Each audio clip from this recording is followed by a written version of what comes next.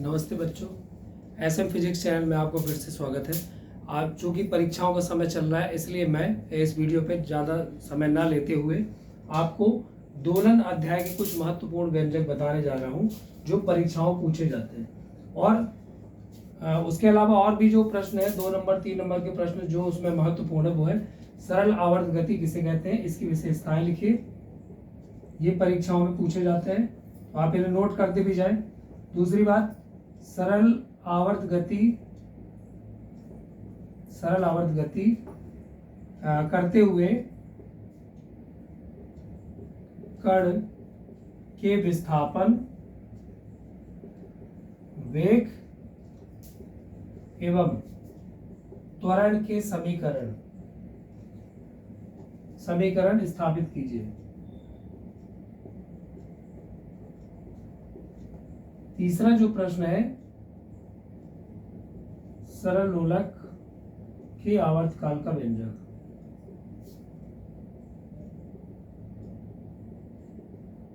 ठीक है, ये व्यंजक क्या है, T = 2π√L/g। इसके बाद तरंग गति अध्याय है, उसमें से भी कुछ 3-4 इंपॉर्टेंट क्वेश्चन है। तनी हुई डोरी में कंपन की प्रसंवान विधायक, खुली ऑर्गेनलिका, बंद ऑर्गेनलिका और प्रगामी तरंग के समीकरण, अप्रगामी तरंग के समीकरण, वो भी मैं कवर करूंगा। और चूंकि परीक्षा नजदीक है इसलिए 1-2 दिन के अंदर हम ये समझा देंगे। आपको फोकस करना है कि जो डेरिवेशन मैं समझाऊंगा आपको, वो डेरिवेशन आप कॉपी में लिख करके प्रैक्टिस करें। जो उसके कॉन्सेप्ट वो आप समझ लें। डेरिवेशन में आपको डायग्राम बना करके और डेरिवेशन को सॉल्व करना जरूरी है। मैथ्स, क्योंकि मैथ्स की सहायता से पूरा फिजिक्स के नियम सिद्धांत को सॉल्व किया जाता है, वही है डेरिवेशन। तो आपको ये समझ में आना चाहिए कि वो जो डेरिवेशन है उसका चित्र जो बना है वो आपको समझ में आ जाए। किस फार्मूले की सहायता से उसको प्रूव किया जा रहा है, वही है डेरिवेशन। अगर आपको फार्मूले नहीं आते तो आप पहले फार्मूले याद करें, डेरिवेशन कठिन नहीं होता है। तो मैं ये जो प्रश्न बता रहा हूँ ये समझाऊंगा। पहले सरल आवर्त गति क्या है, ठीक है, आप इनको नोट कर लें। अब दोलन का मतलब है कि कोई भी, जैसे आपने देखा होगा कि एक पेंडुलम होता है घड़ी का, ये किसी दृढ़ आधार से लटकाया गया है, ठीक है। अब ये इसको अगर हम ऐसे यहां तक ला करके इसको छोड़ दें तो ये दोलन करने लगेगा। पहले जो मेन चीज है वो आप समझ लीजिए, जो मैं कॉन्सेप्ट बताने जा रहा हूं। इसके बाद डेरिवेशन। इसको हम यहाँ ले आकर छोड़ते हैं तो ऐसा क्या होता है कि दोलन करने लगता है। 2 बातें हैं। पहली बात तो ये यहाँ पे फिक्स है इसलिए दोलन करेगा। अगर आप इसको ले आके ऐसे एकदम से झटके से मारो तो ये तो चक्कर भी लगा सकता है, एक चक्कर तो लगा ही लेगा। जैसे कि पृथ्वी सूर्य का चक्कर लगा रही है क्योंकि गुरुत्वाकर्षण बल से बंधी। किसी धागे से हम पत्थर को बांधकर घुमाएं, वृत्तीय गति हो जाएगी। अब पहली चीज तो ये है कि ये चक्कर ये इसलिए दोलन कर रहा है क्योंकि ये यहाँ पे लटक रहा है। अगर ये यहाँ से अलग हो जाए तो ये दोलन क्यों करेगा, सीधे नीचे जाएगा। दूसरी बात, गुरुत्वाकर्षण बल यानी गुरुत्वीय बल, पृथ्वी का जो गुरुत्वीय बल है यानी कि F = mg, अर्थात कि इसका भार को हम क्या बोलते हैं, गुरुत्वीय बल यानी कि mg। बल बराबर द्रव्यमान गुणित त्वरण। जब किसी m द्रव्यमान के पिंड पर पृथ्वी का गुरुत्वीय बल लगता है तो उसमें कौन सा त्वरण उत्पन्न होता है, गुरुत्वीय त्वरण। इसी F = mg को हम W = mg भी बोलते हैं, जिसको हम क्या बोलते हैं, किसी वस्तु का भार, ठीक है, वेट। तो ये जो भार है वो हमेशा नीचे की ओर लगता है। आप कहीं पे भी इसको ले जाओ, इसको यहाँ भी ले जाएंगे तब भी ये भार जो है सीधा नीचे लगेगा, एकदम वर्टिकल, जिसको बोलते हैं ऊर्ध्वाधर नीचे की ओर, इंग्लिश में बोलते हैं वर्टिकल, ठीक है, सीधा नीचे लगेगा। तो ये यहाँ भी आएगा तब भी भार उसको नीचे की ओर खींचता है, लेकिन ये इधर इसलिए जाता है क्योंकि भार mg 2 भागों में बढ़ जाता है, 2 घटकों में। तो एक घटक जो है वो इसको mg sin थीटा घटक इसका इधर इसको ले जाएगा और एक जो है बैलेंस बनाने का काम करेगा, ठीक है। तो ये तो हो गए दोलन की बात। दोलन के कौन कौन से उदाहरण है, दोलन गति के उदाहरण कौन कौन से, जैसे पेंडुलम के दोलन हो गए, कोई झूले के दोलन हो गए, ये दोलन कहलाते हैं। कंपन, जैसे कि कंपन करना, जैसे हार्ट बीट, ये कंपन करना है। किसी ढोलक में जब अपन तबले में ढोलक में ऐसे मारते तो उसमें कंपन होता है, ठीक है। ये सब जो है ना, ये पूरे उदाहरण देखो, सरल लोलक के दोलन, फिर पेंडुलम के दोलन, और हार्ट बीट, वाद्य यंत्रों के कंपन, ध्वनि तरंगों के कंपन, फिर जो गतियां हैं जैसे कि सूर्य के चारों ग्रहों की गति, पृथ्वी के चारों चंद्रमा की गति, नाभिक के चारों इलेक्ट्रॉन की गति, घड़ी के सुइयों की गति, ये सभी गतियां जो होती हैं वो कहलाती हैं आवर्ती गति। ठीक है, मैं अभी डेरिवेशन पे भी आता हूँ, पहले आपको ये समझा दें, पूरा समझ में आएगा। आप जल्दबाजी में ना रहें कि पहले डेरिवेशन ही हम कर लें, वो पहले समझ में नहीं आएगा जब तक आप कॉन्सेप्ट नहीं समझेंगे। आवर्ती गति का मतलब क्या है?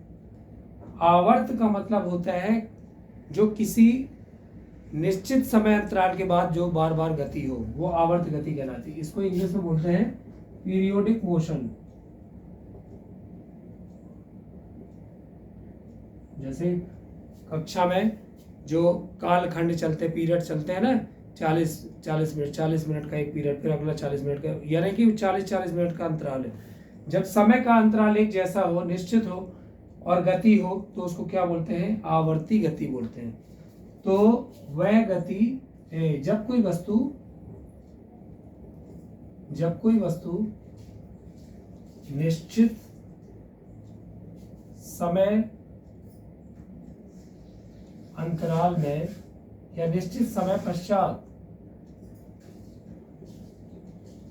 एक निश्चित मार्ग पर बार बार अपनी गति दोहराती है,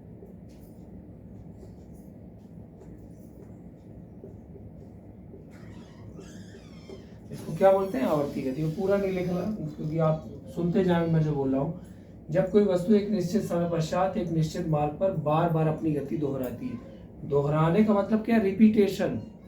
ठीक है, तो कोई भी ऑब्जेक्ट, कोई भी पार्टिकल, पिंड जो है, ये बॉडी है, वो जब ऐसी गति कर रही हो कि वो एक निश्चित मार्ग हो। देखो 3 चीजें जरूरी। पहला, निश्चित मार्ग, सूर्य के चारों ओर पृथ्वी की गति, एक निश्चित कक्षा है ना, निश्चित मार्ग है। ऐसा नहीं है कि पहले बुध है, फिर शुक्र है, फिर पृथ्वी, पहले बुध है, फिर शुक्र है, फिर है पृथ्वी। तो पृथ्वी बुध की कक्षा में नहीं जाएगी ना शुक्र की कक्षा में, क्योंकि वो अपनी जगह पर ही रहेगी। तो निश्चित मार्ग यानी निश्चित कक्षा, और निश्चित समय के बाद पृथ्वी अपनी पूरा एक चक्कर जो है सूर्य का परिक्रमा कितने समय में पूरा करती है? 365 दिन में। तो समय निश्चित है, मार्ग भी निश्चित है, यानी कक्षा निश्चित है। और तीसरी बात देखो, आवर्ती गति में 3 चीजें, फिर से बोल रहा हूं मैं, निश्चित समय निश्चित, मार्ग निश्चित, और तीसरी चीज है कि वो बार बार हो रहा है, यानी कि दोहराव यानी इसको गणित की भाषा बोलते हैं बारंबारता। इंग्लिश में बोलते हैं रिपीटेशन, बार बार वही चीज का होना। ये 3 चीजें होना चाहिए तो वो आवर्ती गति होगा। ठीक है, इसको फिनिश करें, बार बार वही चीज, छोटी सी चीज है, आपको समझ में आ गई होगी।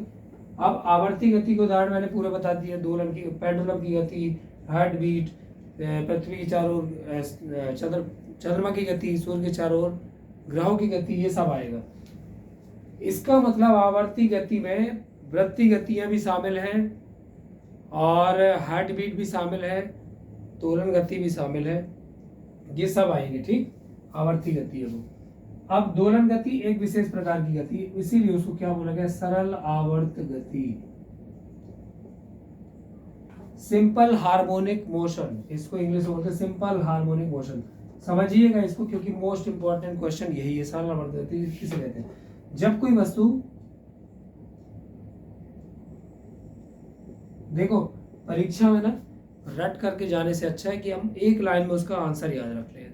कि देखिए, सरल, हम याद करते हैं कि सरल आवर्त गति उसे कहते हैं कि जब कोई वस्तु एक निश्चित बिंदु के इधर उधर एक सरल रेखा में गति करे तो उसको सरल आवर्त गति कहते हैं। ये तो रटना हो गया। अब आप उसको देखें कि एक पेंडुलम है, कभी रटना नहीं पड़ेगा आपको। ठीक है, एक पेंडुलम है, पेंडुलम यानी एक लचीले ऐंठन रहित धागे से, एक धागा है जिसमें ऐंठन न रहे, एकदम फ्लेक्सिबल रहे, जैसे वो गिट्टी वाला धागा सिलाई करने वाला मोटा वाला धागा, वो एक लचीले ऐंठन रहित धागे से एक सूक्ष्म लेकिन भारी गोले को, खोखला नहीं रहना चाहिए, सूक्ष्म लेकिन भारी गोला ठोस, उसको लटका दे और वो ऐसे ऐसे घूमे ना। अगर ऐंठन होगी धागे में तो घूमेगा, नहीं घूमे अगर तो वो सरल लोलक है, यानी कि पेंडुलम है, सिंपल पेंडुलम। लटका दिया। अब इसके बाद आप इसको इसकी माध्य स्थिति से 15 डिग्री का कोण लेना है। ये बहुत इंपॉर्टेंट बात है कि सरल लोलक की प्रैक्टिकल में 15 डिग्री से ज़्यादा का कोण नहीं लेना है। 15 डिग्री के कोण से इसको छोड़ेंगे तो ये सरल रेखा में दोलन करने लगेगा। इसी को बोलते हैं, ये गति क्या है, सरल आवर्त गति। तो परिभाषा क्या हो जाएगी, एक जब कोई वस्तु एक निश्चित बिंदु ये हो गया, क्योंकि ये इसकी साम्य स्थिति है। साम्य स्थिति यानी ये तो दोलन आपने करवाया उसको जबरदस्ती यहाँ से छोड़कर, तो दोलन कर रहा, अगर नहीं कराते तो यहाँ लटक रहा होता ना। तो ये जहां पर लटक रहा होता है भार के कारण, वो है उसकी साम्य स्थिति। अब हम जब किसी वस्तु को उसकी साम्य स्थिति से किसी अल्प कोण पर विस्थापित करके छोड़ देते हैं तो वो एक निश्चित बिंदु के इधर उधर एक सरल रेखा में गति करती है, वो है सरल आवर्त गति। ये समझ के लिखने वाला क्वेश्चन, वो आंसर हो गया, क्योंकि आप समझ गए हैं कि वो क्या हो रहा है, एक निश्चित बिंदु के दोनों ओर सरल रेखा में गति। तो रटा हुआ प्रश्न 4 लाइन में भी लिखोगे तो गलत हो सकता है, गलत बात आप लिख देंगे। आप ये भी लिख सकते हैं रटने के बाद कि एक निश्चित बिंदु के चारों ओर गति को सरल आवर्त गति, चारों ओर लिख देना मतलब बहुत गलत है, वो तो 1 नंबर क्या आधा नंबर भी नहीं मिलेगा। आपको क्या लिखना है, किसी निश्चित बिंदु यानी साम्य स्थिति के दोनों ओर सरल रेखा में बार बार गति का दोहराना सरल आवर्त गति कहलाता है। देखो क्या हो रहा है, एक सरल रेखा में बार बार गति हो रही है, ठीक है। अगर ये ऐसे चक्कर लगा दे तो फिर ये सरल आवर्त गति नहीं है, फिर ये वृत्ति गति हो जाएगी, ये ध्यान रखिएगा।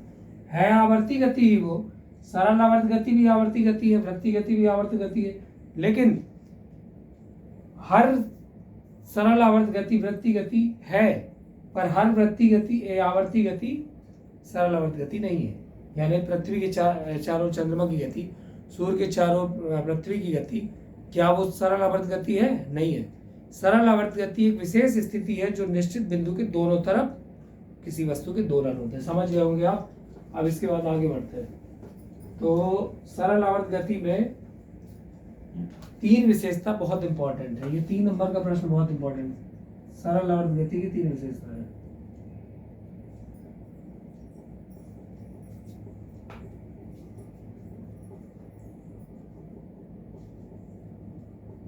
पहली विशेषता क्या है, मैं लिखूंगा नहीं, बोल देता हूं आपको, आप पढ़ लीजिएगा। पहली विशेषता बोलती है सरल आवर्त गति कब होगी, तो उसकी पहली कंडीशन क्या है कि वस्तु एक निश्चित समय बाद अपनी साम्य स्थिति से बार बार गुजरनी चाहिए। ठीक है, एक वस्तु एक निश्चित समय के बाद अपनी साम्य स्थिति से बार बार गुजरनी चाहिए। एक बार गुजर के वहां चली गई तो वो सरल आवर्त गति थोड़ी ना है। ठीक है, ये दूसरा है। पहले वाले में लिखा हुआ है, हम कोई भी लिख सकते हैं पहले, दूसरे, तीसरे में, लेकिन आपको सीरियल नंबर ध्यान रखना है। पहला वाला बोलता है कि सरल आवर्त गति वस्तु एक निश्चित बिंदु के दोनों ओर एक सरल रेखा में गति करती है। पहला क्या है, सरल आवर्त गति वस्तु एक निश्चित बिंदु के दोनों ओर सरल रेखा में गति करनी चाहिए। अगर आपने पेंडुलम को दोलन ऐसे करा दिया कि एक एंगल दे दिया ऐसे, और यहां से छूटा वो तो ऐसे ऐसे दोलन करने लगे, यानी आपको एकदम सरल रेखा में उसको छोड़ना है ऐसे। तो जब ये प्रैक्टिकल कराते तो नीचे एक सरल रेखा खींच लेते हैं, संतुलन स्थिति में लटक रहा है, इसके बिल्कुल नीचे स्केल रखकर ऐसे सीधी लाइन खींच लेते हैं। कोशिश करेंगे कि हम जब छोड़ेंगे तो उसी सीधी लाइन में छोड़ेंगे तो सीधी लाइन में दोलन करें।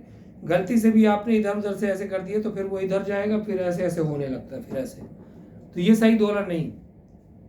तो सरल आवर्त गति की पहली विशेषता है कि दोलन करती हुई वस्तु अपनी साम्य स्थिति के दोनों ओर सरल रेखा में गति करनी चाहिए। ठीक है, दूसरी विशेषता, दोलन करती हुई वस्तु एक निश्चित समय बाद अपनी साम्य स्थिति से गुजरनी चाहिए। गुजरने चाहिए का मतलब क्या है कि वो एक आवर्ती गति हो। आवर्ती का मतलब है कि बार बार वो गति होना चाहिए। एक बार कोई सरल रेखा से गुजर गया और वहां जाकर पकड़ लो, आप एक तरफ से छोड़ के किसी ने वहां पकड़ लिया, सरल रेखा से गुजरा तो है, लेकिन आवर्ती गति कैसे होगी वो? तो सरल आवर्त गति का मतलब है कि बार बार वो गति होना चाहिए सरल रेखा में। ठीक है, पहली विशेषता कि वस्तु एक निश्चित बिंदु के दोनों ओर सरल रेखा में गति करनी चाहिए। दूसरी विशेषता है कि वस्तु अपनी माध्य स्थिति से बार बार गुजरनी चाहिए, यानी कि ये आवर्ती गति होना चाहिए, बार बार होने में आवर्ती गति। तीसरी है कि जब ये वस्तु दोलन करेगी, देखो ये बहुत इंपॉर्टेंट है, सबसे इंपॉर्टेंट यही, जब ये दोलन करता हुआ इधर जाएगा एक साइड, देखो ये इसकी साम्य स्थिति है, वो तो यही बने रहना चाह रही वस्तु, वो तो आप दोलन करा रहे हो इसलिए वो जा रही, मजबूरी है उसकी क्योंकि यहाँ से बंधी हुई है, और दूसरी मजबूरी कि आप उसको एक कोण से छोड़ रहे हो, तो उसकी ये साम्य स्थिति है। अब आपने यहाँ इधर लेकर आए आप, तो ये इसका विस्थापन हो गया y, यानी विस्थापन किस डायरेक्शन में हुआ? साम्य स्थिति से इस तरफ विस्थापन हुआ, लेकिन ये लौट के जाता है ना इस तरफ, तो ये चाहता ही नहीं है कि ये दोलन करे, ये इस पर एक बल ऐसा लगता है कि जो चाहता है कि हाँ ये रुक जाए। लेकिन फिजिक्स के नियम सिद्धांत कभी भी गलत नहीं होते, ना वो कभी अचानक कोई जादू जैसा काम करते कि अचानक लगने लगे कि अब गुरुत्वाकर्षण लग रहा है, तो ऐसा नहीं हो सकता कि ये यहाँ से इस तरफ गया और लौट के आया तो यहीं पर रुक जाए। ऐसा हो सकता है? किसी चीज को ऐसे आप दोलन कराओ वो जाकर माध्य स्थिति में रुक गया, अगर ऐसा होगा तो क्या होगा? या तो कोई जादू है, तो कोई भूत है, या आपने यहाँ से छोड़ा और वो वहां जाकर रुक गया। यानी फिजिक्स कहता है कि ये इसके जो रूल है, वो रूल जो है वो कभी अचानक नहीं लगते हैं, और उनका जो सिद्धांत है वो कभी भी किसी चमत्कार या जादू की परिभाषा नहीं देता है। ठीक है, वो नियम हर जगह एक जैसे रहेंगे। तो आप पेंडुलम को छोड़ेंगे तो धीरे धीरे धीरे इसके आयाम घटते घटते फिर यहाँ जाकर रुकेगा, ऐसे ही है ना। इसका मतलब है अवमंदित दोलन करेगा। तो जब हम तीसरे नियम की बात कर रहे थे वो आप समझिए, जब ये दोलन करेगा और इस तरफ जाएगा ऐसे, तो विस्थापन इसका इधर ये आया, इसका विस्थापन की दिशा क्या हुई? इस तरफ। तो विस्थापन के विपरीत इस गोले पर एक त्वरण लगता है इस तरफ, और त्वरण किसके कारण लगता है? एक बल लगता है, और ये बल कौन सा है? ये भार mg का एक घटक है, और यह है mg साइन थीटा, क्योंकि mg cos थीटा जो है इसके तनाव को संतुलन करेगा। तो mg साइन थीटा एक बल है, और बल जब लगता है तो त्वरण होता है। तो जो त्वरण है, त्वरण को अगर हम a लिख दें तो a समानुपाती y, a समानुपाती y माइनस y। क्यों? क्योंकि जो a है, त्वरण है, वो उसकी दिशा साम्य स्थिति की ओर है, और किसके विपरीत है? विस्थापन के।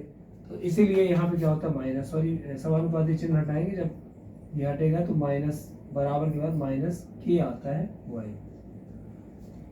ठीक है, समानुपाती चिन्ह हटाने पर माइनस k y आता है इधर पे, वो समानुपाती नियतांक। तो इसका मतलब है कि जो त्वरण है विस्थापन के विपरीत दिशा में, इसलिए माइनस आ गया। ठीक है, तो इतनी सारी चीज मैंने बताया है, मुझे लगता है कि आप लोगों को लग रहा होगा कितना सारा बता रहे हैं सर। आप थोड़ा सा आराम से उसको देखिएगा, समझिएगा जो मैंने अभी समझाया। अब हम आते हैं व्यंजक पर।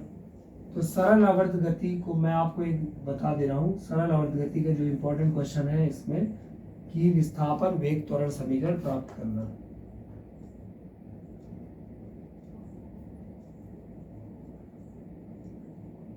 कण के विस्थापन, थोड़ा बड़े से अक्षर लिखता हूँ, भर जाएगा तो मैं मिटा कर लेके समझाऊंगा। विस्थापन वेग एवं त्वरण समीकरण की स्थापना। ठीक है, चलिए।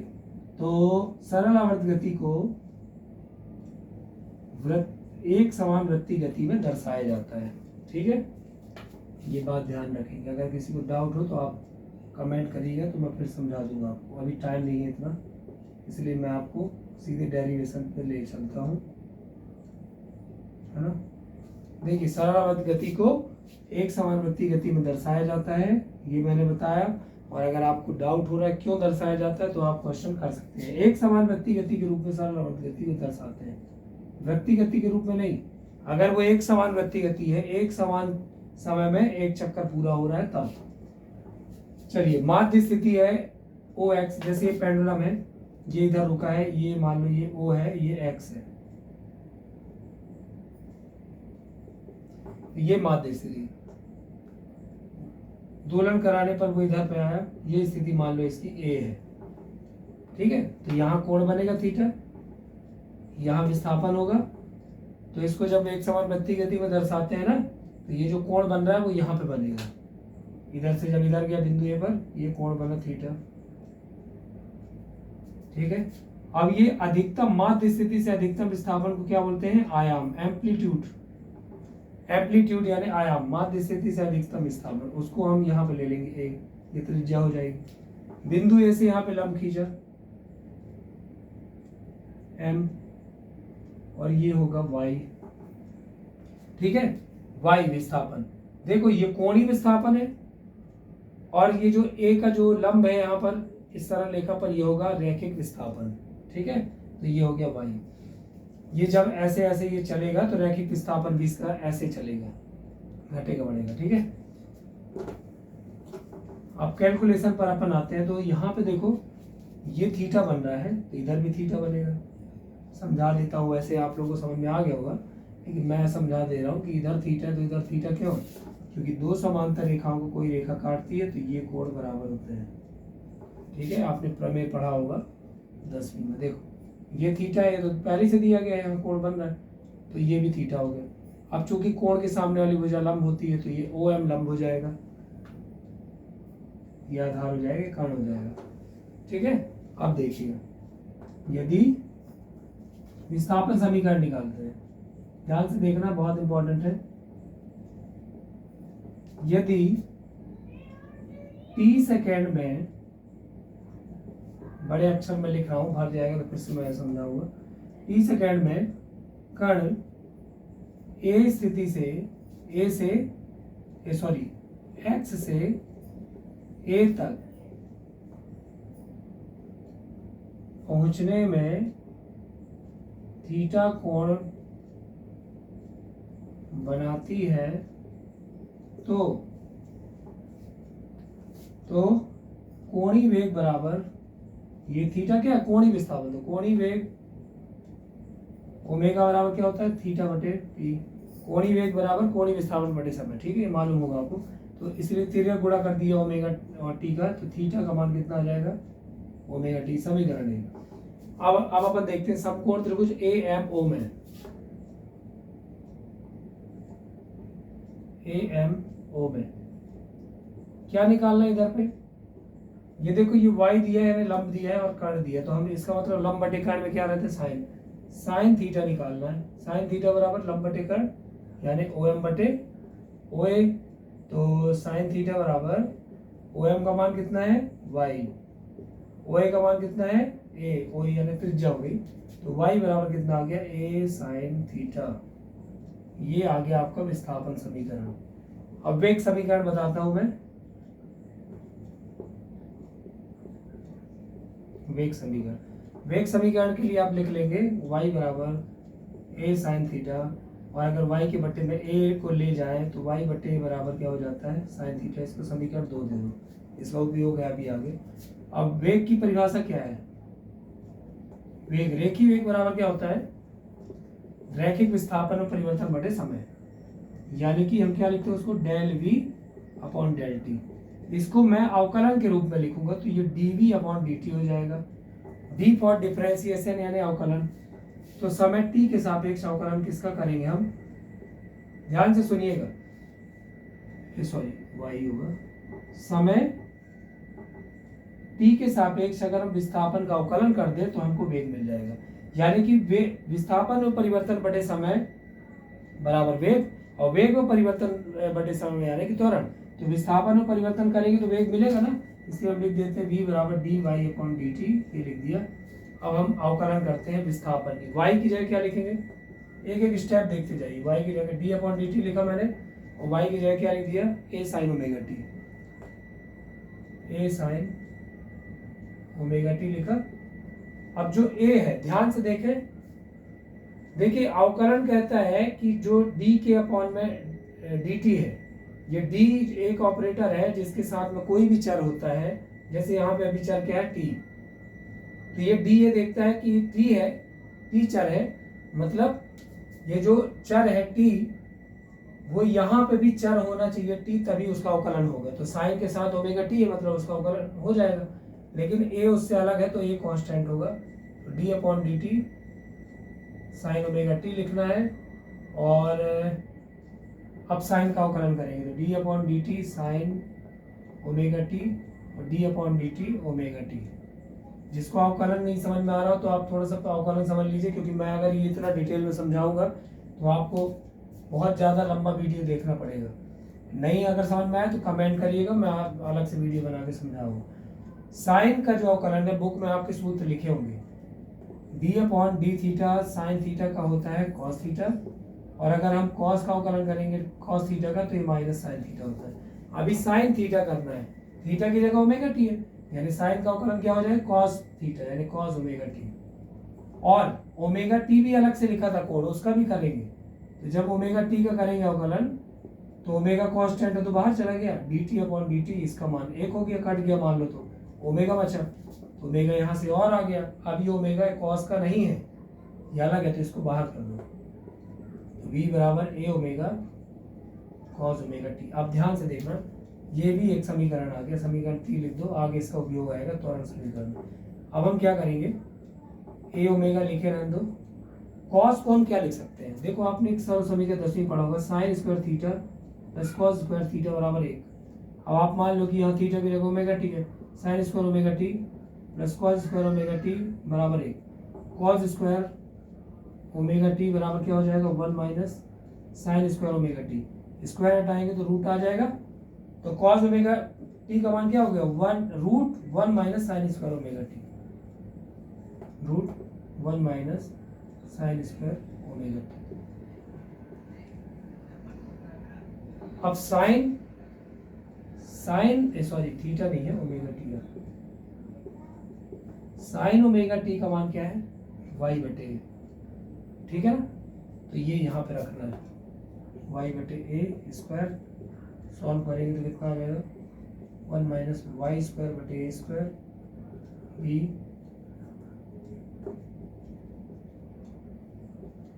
ए स्क्वायर माइनस वाई स्क्वायर बटे ए स्क्वायर, ए रूट से बाहर जाएगा तो कितना हो जाएगा, ये से कैंसिल, कितना आ जाएगा ये बी इक्वल टू ओमेगा बचा root of a square minus y square, ये हो गया आंसर। ये है वेग समीकरण। तो उम्मीद करते हैं कि ये समझ में आ गया होगा कैलकुलेशन। अगर कोई डाउट हो कॉन्सेप्ट में तो आप मैसेज करके बताएं, मैं आपके डाउट क्लियर करूंगा। असल में क्या है, इतना लेंथी वीडियो हो जाता है, मैंने इतनी सारी चीज़ बताई, और चूंकि डेरिवेशन करने में बहुत सारी चीज़ याद रखना पड़ता है, डेरिवेशन करना कठिन नहीं है, पर ये कॉन्सेप्ट मालूम हो कि ये कहाँ से आ गया, कॉस की जगह ये कैसे आ गया, वो 10वीं में आप पढ़े थे, तो ये सब चीज़ें जो है वो याद रखना बहुत ज़रूरी।